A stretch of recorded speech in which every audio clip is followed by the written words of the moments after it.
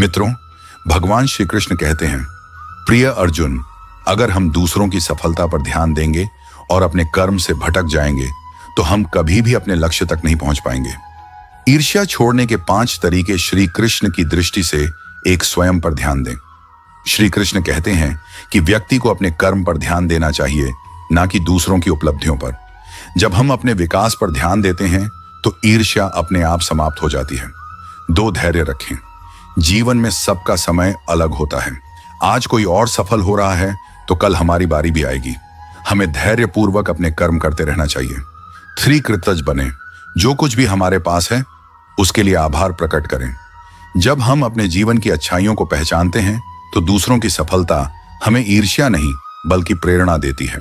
4, सकारात्मक दृष्टिकोण अपनाएं। ईर्ष्या करने के बजाय यह देखें कि हम किसी की सफलता से क्या सीख सकते हैं। अगर कोई मेहनत करके सफल हुआ है तो हम भी प्रयास करके आगे बढ़ सकते हैं। 5, माया के जाल को समझें। श्री कृष्ण कहते हैं कि यह संसार माया से भरा हुआ है। जो कुछ भी हमें दिखाई देता है वह स्थायी नहीं है, इसलिए दूसरों की सफलता देखकर दुखी होना व्यर्थ है। हमें अपनी आत्मा की शांति के लिए कार्य करना चाहिए। श्री कृष्ण के जीवन से सीख। श्री कृष्ण का जीवन खुद इस बात का उदाहरण है कि कैसे ईर्ष्या करने वाले खुद नष्ट हो जाते हैं, लेकिन जो अपने कर्म में स्थित रहते हैं वे हमेशा आगे बढ़ते हैं। कंस ने श्री कृष्ण के जन्म से पहले ही उनसे ईर्ष्या कर ली थी और उन्हें मारने के लिए हर संभव प्रयास किया, लेकिन अंत में खुद कंस ही विनाश को प्राप्त हुआ। दुर्योधन ने पांडवों की सफलता से ईर्ष्या की और उन्हें समाप्त करने का हर संभव प्रयास किया, लेकिन अंततः महाभारत के युद्ध में वह खुद पराजित हुआ।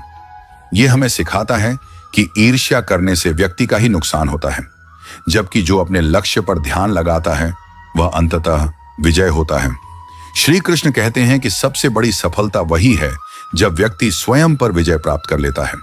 अगर हम अपने भीतर की नकारात्मक भावनाओं जैसे ईर्ष्या, क्रोध, अहंकार और लोभ को दूर कर सके तो हमें बाहरी सफलता की आवश्यकता ही नहीं रहेगी। मित्रों, कमेंट में अपनी राय जरूर लिखिएगा ताकि हमें पता चले कि आपको हमारा आज का प्रसंग कैसा लगा। और हाँ, अगर आपके दिल में श्री कृष्ण